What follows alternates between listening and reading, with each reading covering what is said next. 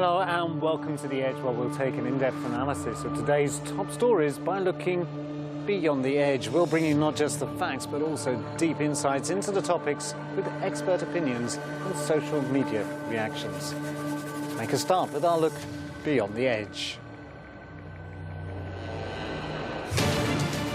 The United States, Britain and Australia have announced that they will establish a security partnership for the Indo-Pacific that will involve helping Canberra acquire nuclear-powered submarines. The PACT is extremely strategic and would help counter adversaries in the region.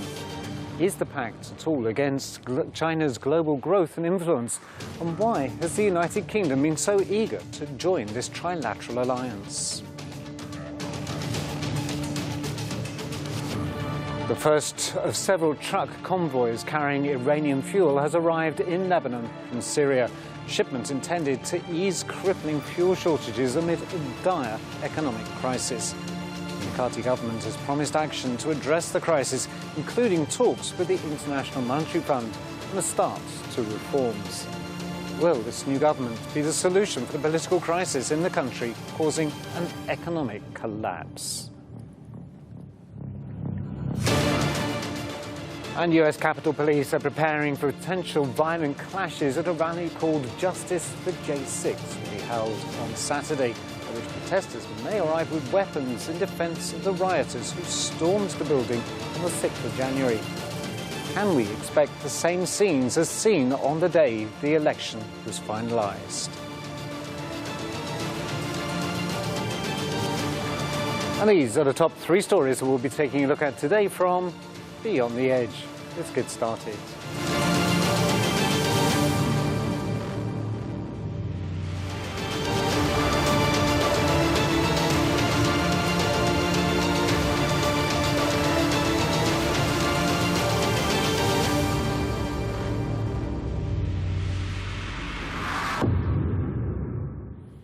A new security partnership in the Asia-Pacific will see the United Kingdom and the United States provide Australia with the technology and capability to deploy nuclear-powered submarines.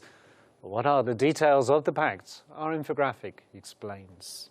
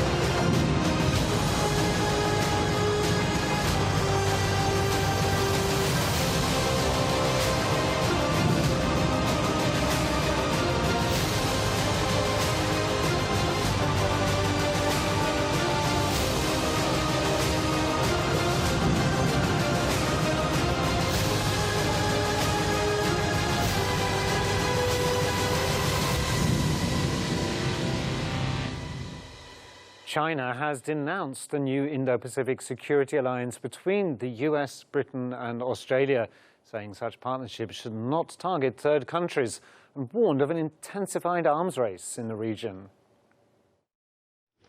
China on Thursday condemned a new Indo-Pacific security alliance between the United States, Britain and Australia, dubbed AUKUS, which would provide Australia with the technology and capability to deploy nuclear-powered submarines.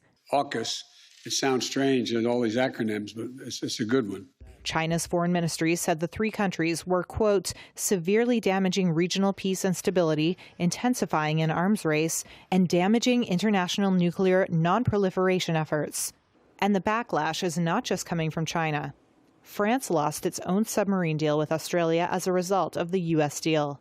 French Foreign Minister Jean-Yves Le Drian called the plans brutal and unpredictable and accused Biden of stabbing France in the back and acting like his predecessor, Donald Trump. On Thursday, White House Press Secretary Jen Psaki pushed back. But we are engaged closely, and we were engaged in advance of this announcement with leaders in France about this purchase. They were aware in advance of the announcement, yes. EU Foreign Policy Chief Josep Borrell said he was not consulted on Wednesday's agreement. I guess a deal of this nature wasn't cooked up the other day. It takes a while. Despite that, no, we were not consulted. The U.S. and its allies are looking for ways to push back against China's growing power and influence, particularly its military buildup. U.S. Defense Secretary Lloyd Austin on Thursday said the pact was about more than just countering China. This morning we had a robust discussion across the full range of those security interests to include terrorism, climate change, and the increasingly contested security environment in the Indo-Pacific. We spoke in detail about China's destabilizing activities and Beijing's efforts to coerce and intimidate other countries, contrary to established rules and norms. The U.S., UK, and Australia all stressed it would not be fielding nuclear weapons, but that Australia would be using nuclear propulsion systems for the vessels to guard against threats. U.S. officials did not give a time frame for when Australia would deploy a nuclear-powered submarine or how many would be built. And to discuss this, I'm joined live from Birmingham in England by Scott Lucas, who's a professor of American Studies at the University of Birmingham. Professor Lucas, delightful to see you again here today on The Edge. So, AUKUS, US President Joe Biden seems to like the acronym. What do you think of this deal? Well, I think that the headlines, and you've alluded to it, is very much of this new alignment which is targeted at China. But I think there's much more here, with consequences that will be far beyond Asia. Allow me to explain. I think, first of all, it's important to assess the motives of each of the three actors that are here. Now, for the Americans, it is, of course, in part this gathering, as it were, policy to, well, at times possibly cooperate with China, say on climate change, but at other times to compete with it and maybe to confront it. But it's also a way for the Biden administration, only weeks after withdrawing from Afghanistan, to say, look at us, look, we're leading the world and we have these new alliances. For the Australians, it's an alternative to the deal that they had with the French for diesel-powered submarines. It's effectively an upgrade for nuclear-powered submarines and the possibility of other military technologies. And it's also the ability to present yourself as first amongst equals in the Indo-Pacific. You know, look, we are the valued ally of the Americans. And for the British, it's a way to, after its self-imposed isolation from Europe with Brexit, to try to present this notion of a global Britain, even if it doesn't necessarily really have the capabilities for that. Now, why do I say that has consequences beyond whipping up, you know, this image of a Cold War with China? I think, first of all, you have to consider how the other Asian countries are going to react to this. Do Japan and South Korea really want an alliance that targets Beijing at this point? Does Australia really want to jack up confrontation with China when Beijing is its #1 trading partner? And beyond Asia, this announcement came only hours after the European Union head, Ursula von der Leyen, spoke of a European military, a European defense bloc, one which conceivably could be independent of the United States. Now, if you look at the French reaction to this, which is anger, because they were not consulted about this deal, are we on the verge of a European military alliance, which for the first time, really, since the 1950s, is operating apart from Washington and not just following it? And let me just pick up on that last question that you raised. We talk about the European military. Where does the UK fit into that, or doesn't it? It doesn't. And it is decided not to sit within a European military. I mean, the idea of a European defense force has caused issues for decades, political questions, part of the reason why it hasn't materialized yet. But this spring, when the UK, facing the economic shock of Brexit, and we will have the economic shock here, it said, look, we've got to present something. We've got to present what we're going to be. The Johnson government came up with this global review, which almost did not mention Europe at all. But it did mention, in fact, the centerpiece of it was the Indo-Pacific, that we will build up a trading position in the Indo-Pacific that will ensure we're a global economic power, and of course, that we will also show we're a global military power. And how did they do that just after the Global Defense Review? They sent one of their aircraft carriers, the Queen Elizabeth, into Asian waters to fly the flag. Now, again, I don't think Britain has the economic capability, certainly not to punch the weight that the U.S. has, and not even that the Australians can in the region. But it's very important for that British image no longer to be part of Europe. And that, again, is a significant change, but to be part of some type of alternative alliance, really pinning its hopes that Washington will let it go along for the ride. And this is, on the one hand, we can look at it as nations, as you say, staking their grounds, staking new allegiances, and so on. But at the same time, it's a huge display of saber rattling, isn't it? Which may look very good to domestic audiences, but globally, this is a very frightening prospect, isn't it? That these saber rattlings can spark off actual real conflicts. Is this upping the ante? Oh, I mean, in terms of the political positioning and the symbolism, it ups the ante. I've got to be honest with you that, you know, a few Australian nuclear-powered submarines, not nuclear-armed submarines, doesn't really change the military position that much. And I think it's probably more productive as analysts to actually look at the immediate reaction to show how it's beyond the military. Let's look what's happened since that announcement. China initially was very cautious, didn't come out for 24 hours. Then while it came out and it issued these challenges, its primary challenge was to the Australians. Do you really want to do this? But even more significantly, the Chinese didn't respond with a military measure. Instead, what have they done? At the Shanghai Cooperation Organization, where they're the leading power, they have finally agreed, along with Russia, to the admission of Iran to that organization. Now, for years, the Iranians were not allowed in. All of a sudden, Tehran is in. Why? Because the idea that China has is that American power is actually weakening and that you can present an alternative economic and political front which extends across Asia, which is linked to, of course, China's Belt and Road Initiative. How far can that go? Can it reach Turkey and even go beyond into Europe? That's the question they're posing the Americans, which goes beyond the idea of, you know, the old-fashioned military-on-military competition.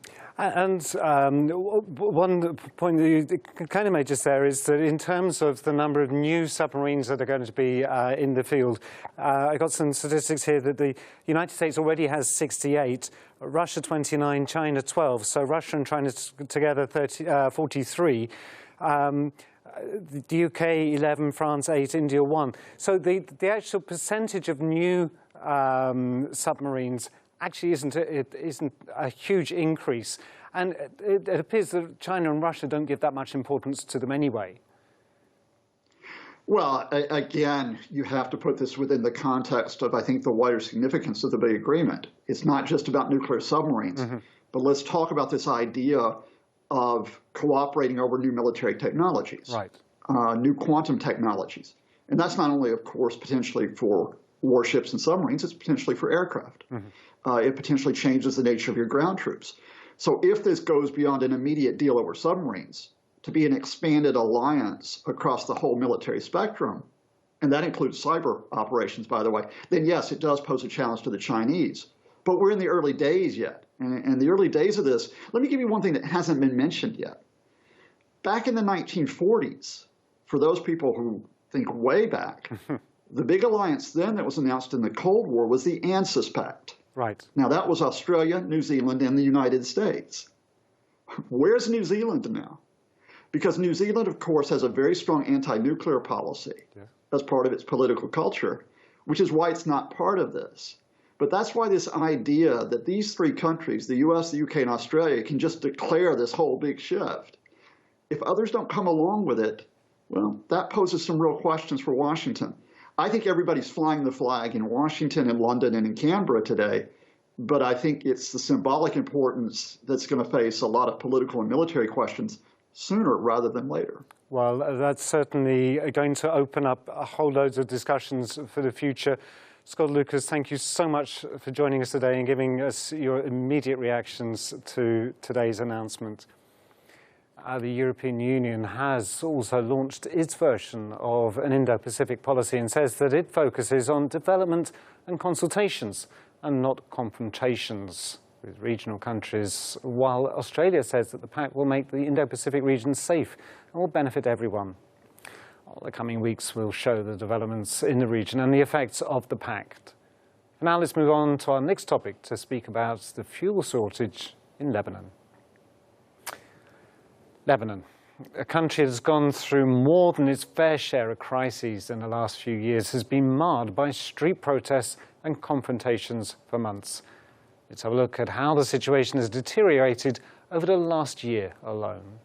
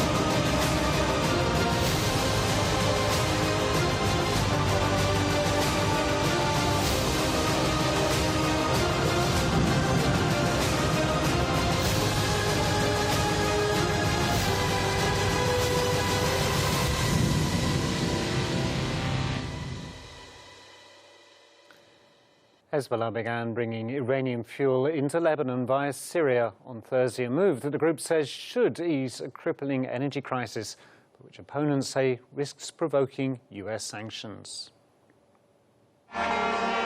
With Lebanon in the midst of an energy crisis, the militant group Hezbollah brought Iranian fuel into the country via Syria on Thursday. The trucks sounded their horns as they entered the northeastern village of Al Ain.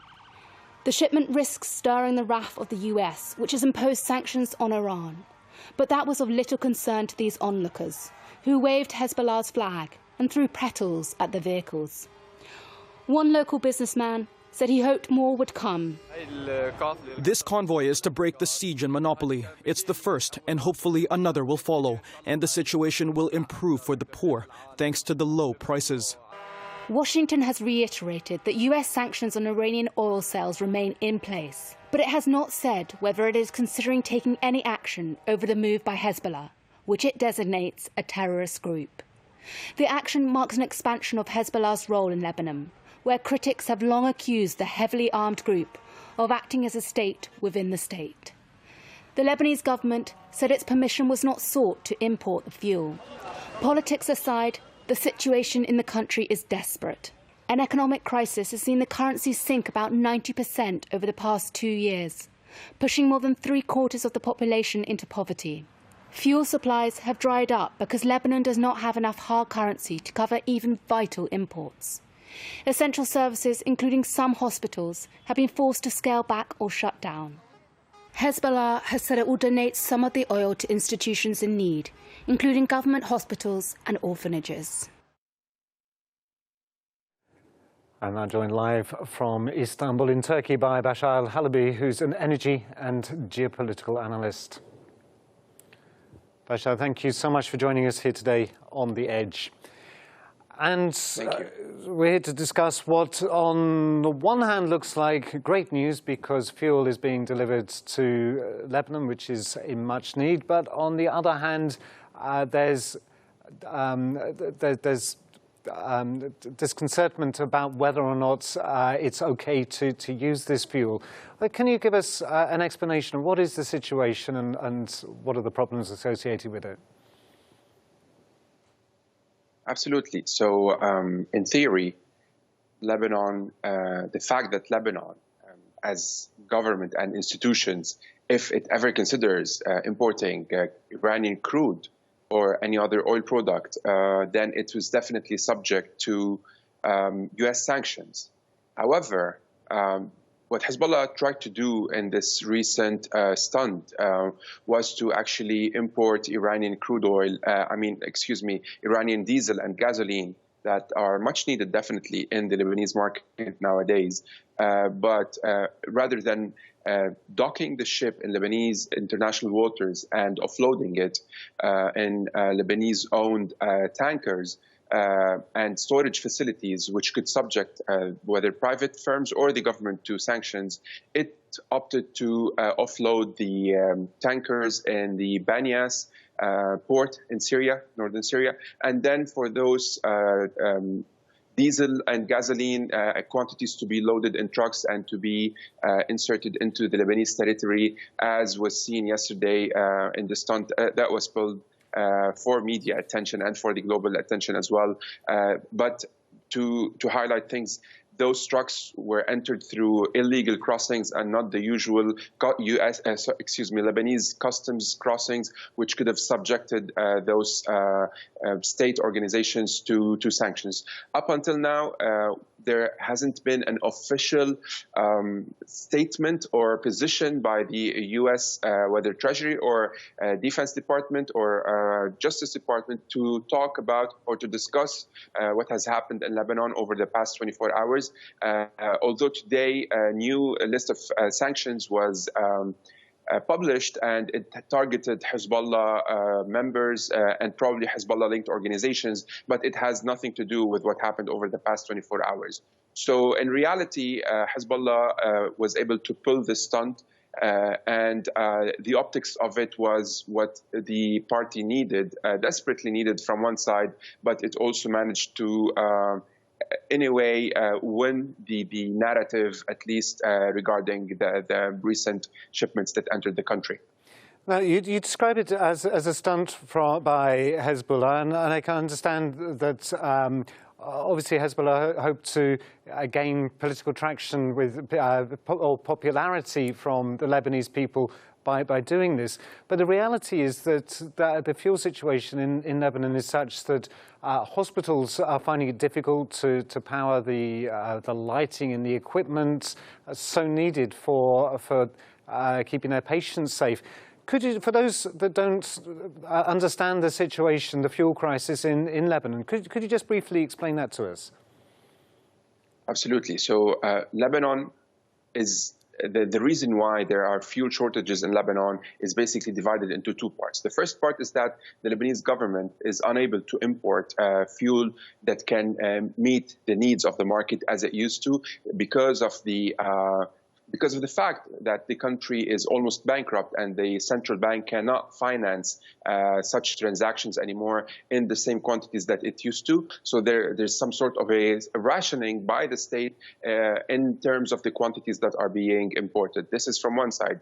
And of course, the fuel cartel in Lebanon is very complicated, and it's divided according to sectarian loyalties, which is why there's also this tug of war between the fuel cartel and the central bank in terms of the central bank giving the green light for such international transactions. So this is one side. The other side is that also the private entities that distribute fuel in the Lebanese market are also owned by, or at least they're affiliated in a way to the sectarian ruling elite, and they've been hoarding the fuel, the state-subsidized fuel that has been imported into the country. They've been hoarding it and holding it back from selling it on the market because they know, and this happened a few hours ago, they know that the government is going to lift subsidies on the fuel, and they know that they'll be able to score major benefits from the discrepancy in the price that will allow them to sell at a much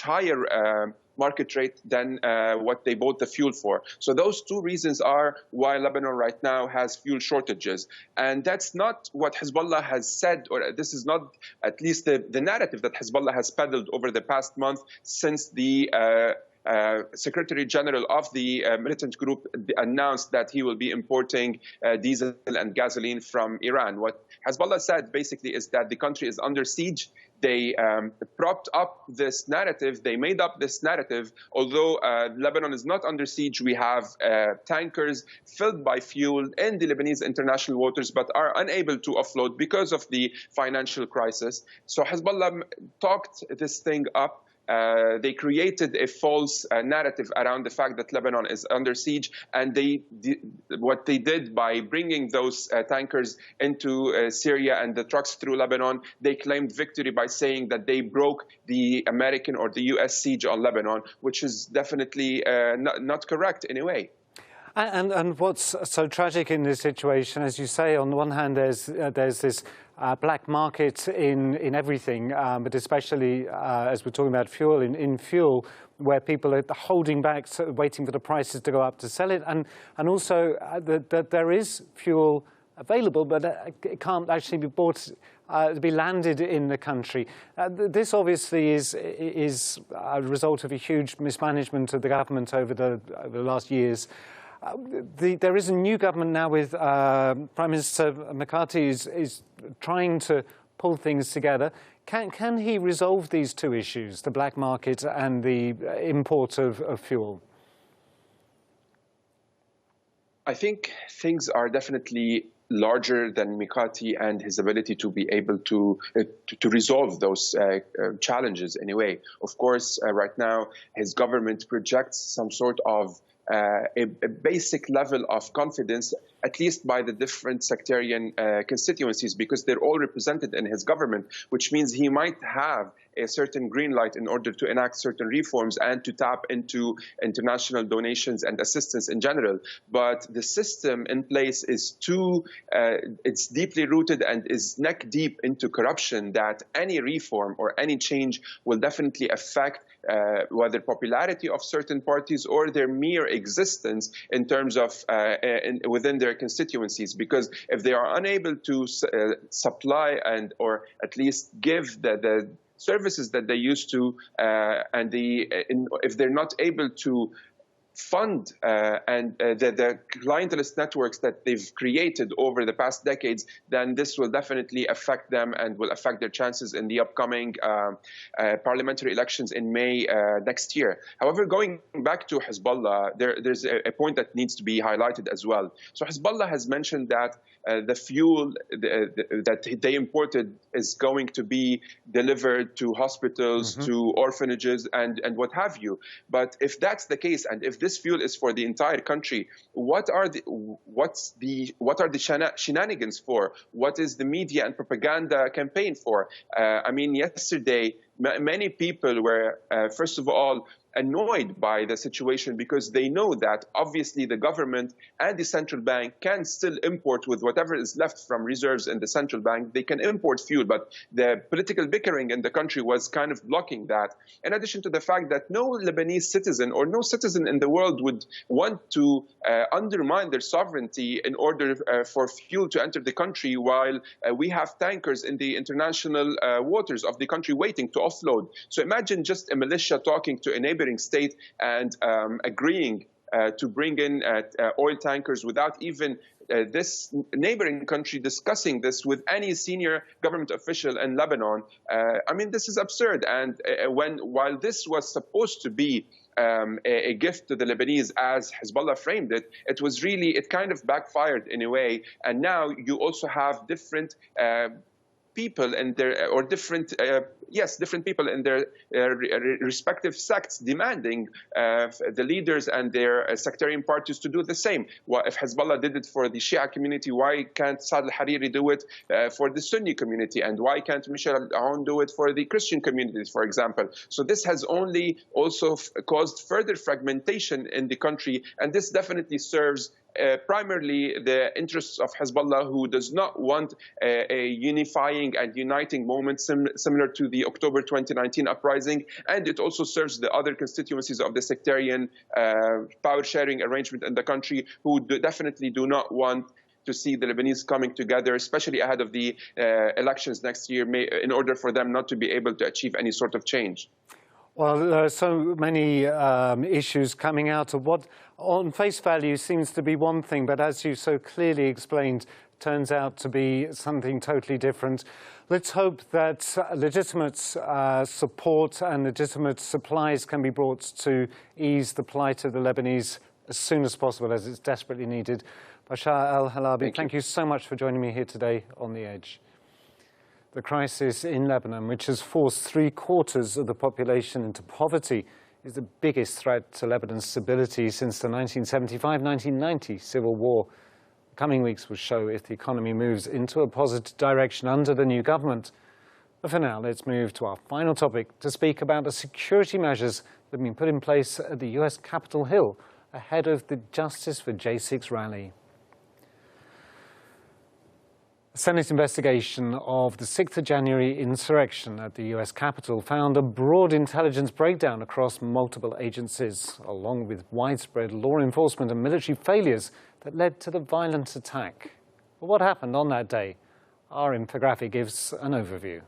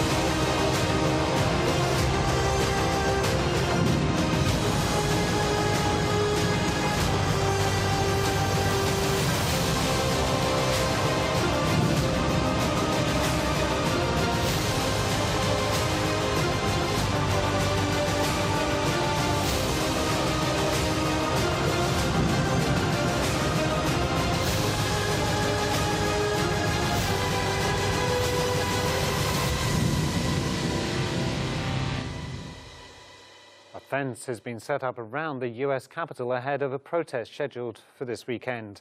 Capitol Police have asked the National Guard to be ready to help with security if needed. US Capitol Police are preparing for potential violent clashes at a September 18th rally called Justice for J6, where protesters may arrive with weapons in defence of the rioters who stormed the building on January 6th. While it is still unclear how large the rally will be and whether members of domestic extremist groups will attend, security officials say they will be ready if there is unrest. Police said they want to avoid the mistakes of January 6th, when officers were unprepared for the siege and were overwhelmed by former President Donald Trump's supporters.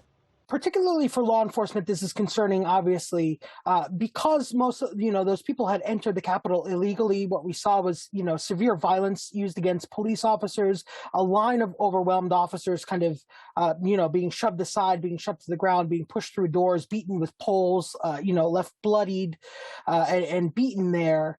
Police are monitoring online chatter about the death of Ashley Babbitt in particular as they prepare for the rally. Babbitt was shot and killed by a Capitol Police officer during the January 6th attack as she attempted to break into an area immediately adjacent to the House chamber while lawmakers were still trapped inside. Some of Trump's supporters and Trump himself have painted Babbitt as a martyr.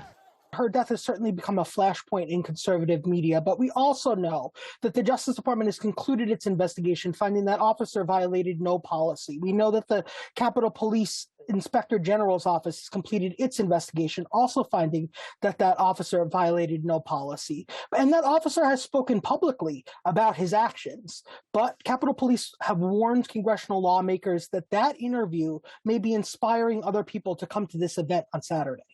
The Capitol Police Board, a three-person panel of congressional security officials, approved the plan early this week to temporarily install the fence around the inner perimeter of the Capitol complex. A similar fence was erected just after January 6th and taken down in July. The board has also issued an emergency declaration that will allow the department to deputise outside law enforcement officers if necessary. That will remain up for the rally and for a few days after that.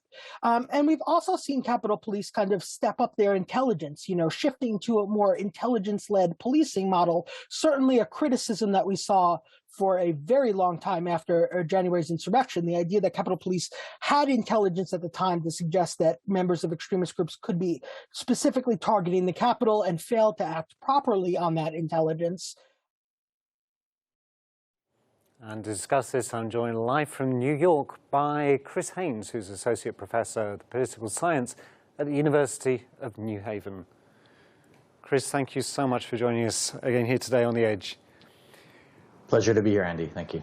So, scenes again from outside the US Capitol, fences going up again after they came down in the summer. An event staged for tomorrow, Saturday, September the 18th, with people reminiscing about January the 6th, which the event is staged to support those who were arrested following that.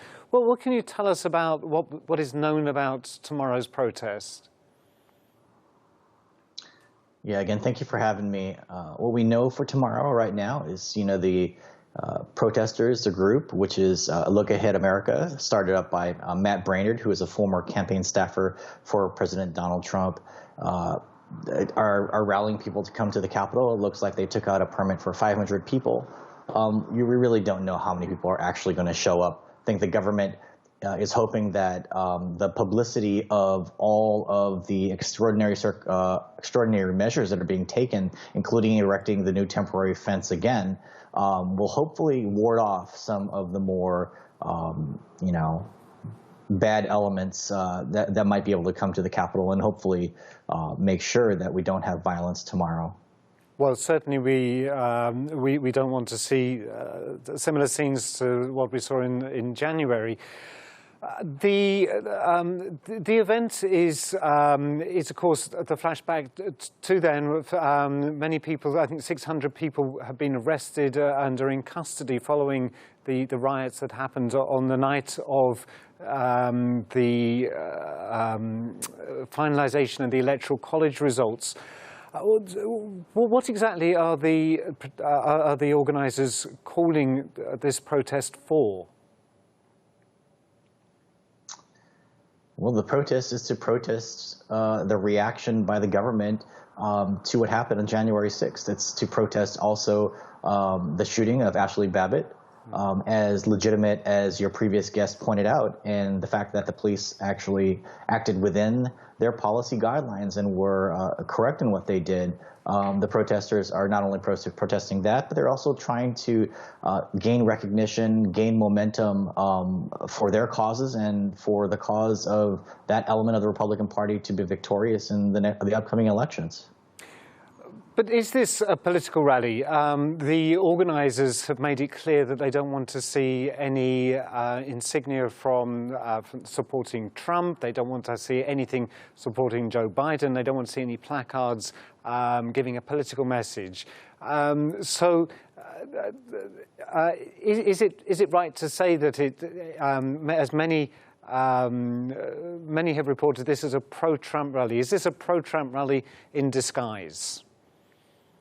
You need only look to see who the main organizer is and the message coming from the president himself, who basically endorsed the movement and what they're going to say at the rally, to know that this is something that is significantly associated with the Trump administration, with the Trump effort to gain more salience, but also maybe to try to jumpstart their next campaign.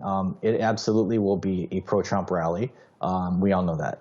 And so former President Trump, as you just mentioned, gave a message of support, saying our hearts and minds are with the people being persecuted so unfairly, relating to the January 6th protest concerning the rigged presidential election. So it's a very loaded statement there from Trump, persecution and rigged, some key words of his there. This rhetoric is just going on and building and building. It can't be healthy for the country. I think no matter which party you were on, you were just hoping that with the last election that we could all just in some way move on and move past that type of fiery, dangerous rhetoric. But, I even myself, I did not believe that, President Trump would actually say something like he did yesterday on Twitter, supporting, the people that are behind this rally and their movement, and, criticizing the government for its reaction and response to what happened on January 6th. You just can't believe some of this stuff. You can't make it up, but it's happening. And you're absolutely right. It's not healthy for our democracy in general to have this kind of stuff going on. But it's really illustrative of where the American politic is right now, and this polarization, even to the point saying things that are, were anathema even, 10 years ago, 20 years ago.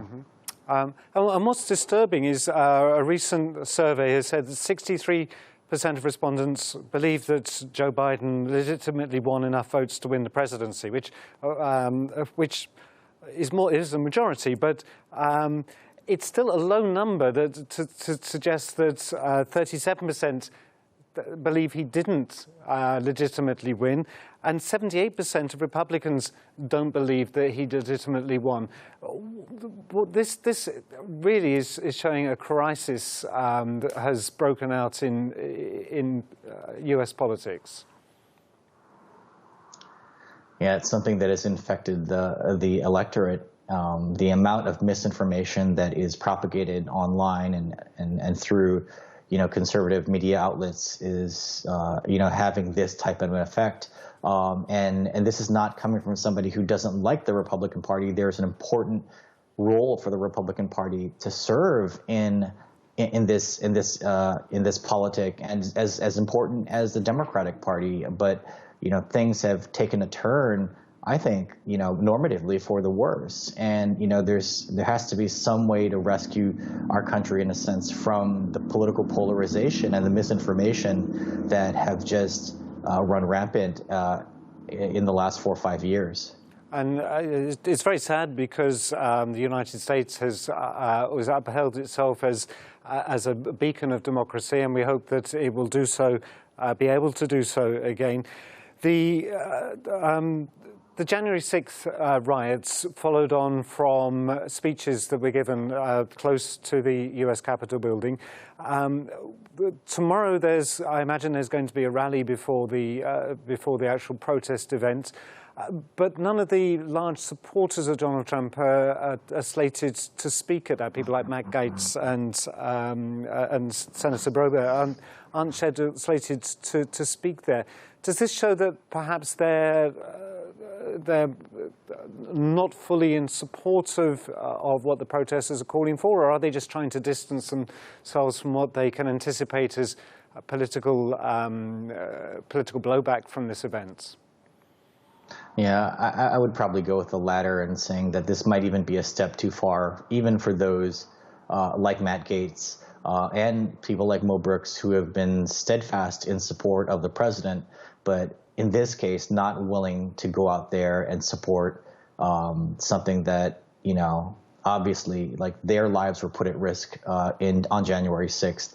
And to criticize the government, to criticize the efforts to push back against what happened then, I think might even be a step too far for them. So maybe they're beginning to learn that there is a line. And it's interesting that a lot of these problems have kicked off, as you say, by misinformation. We can say conspiracy theorists and so on, as well as the white supremacist groups like the Proud Boys and so on. And in amongst this, the attendance at tomorrow's rally is likely to be low because they're suspicious that this might all be a setup. And yet the organisers are saying, well, that's actually the conspiracy because you're meant to believe it's a setup, so you don't go. So everything's getting... I'm already confused. Yes. This is... so if the attendance isn't much tomorrow, I'm sure that the main players, even Donald Trump, has his response to explain why. Of course, normally you'd think it'd be an embarrassment if, a presidential candidate got behind a rally as much as Trump has, and the next day the rally turns out to be a little more than nothing. Of course, but this is very much in Trump's playbook. He has a reason, a rationale to explain any circumstance, and I'm sure he's going to blame it on the government and how they wouldn't allow his supporters to peaceably get together and protest something that he thinks is, his version of the facts, what happened on January 6th and what happened in the previous election. Well, it's a shame that there are still events being held to split people apart. Let's hope that soon there'll be something that will make you all come together and be proud of something under your united flag. Chris Haynes, thank you so much for joining us today, and let's hope that tomorrow's events outside the US Capitol runs off peacefully. So the Department of Homeland Security has warned about the potential for violence at the rally, with an official saying that the warning appears based on social media postings. We do indeed hope that the protest will pass off peacefully. And now our analysts have provided their insights on today's top stories. Let's have a roundup of what they had to say.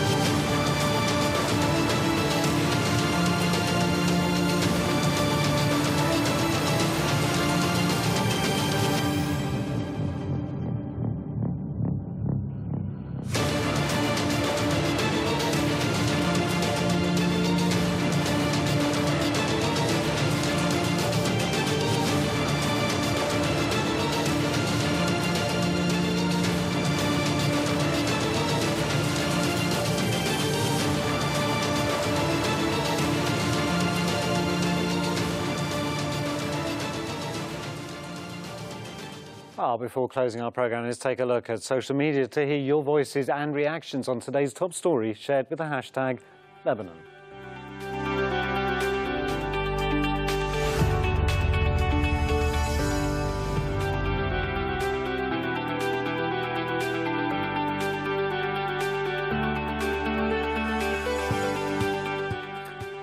And let's see what you've been saying today on Twitter about Lebanon.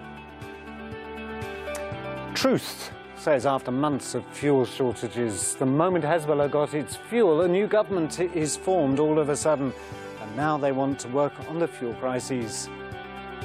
When the government falls short, who is to blame other than those who are actually helping?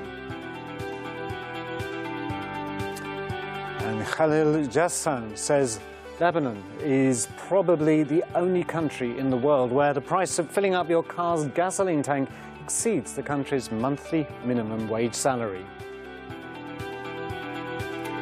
And Saad Gharani says Lebanon raises gasoline prices by more than 37%. The increase in 95-octane gasoline and 98-octane gasoline prices will be implemented immediately, effectively reducing subsidy and adding burdens on the population. And let's now take a look at our video of the day, which tells the story of an innocent little girl who's sending a message to stop the bombings in Syria.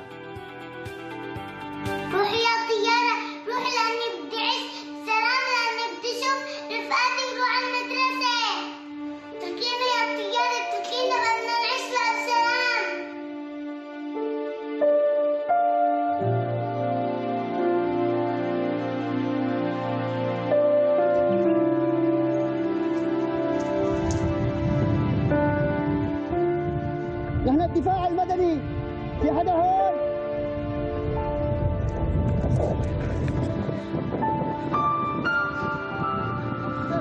مكان استهداف طيران روسي.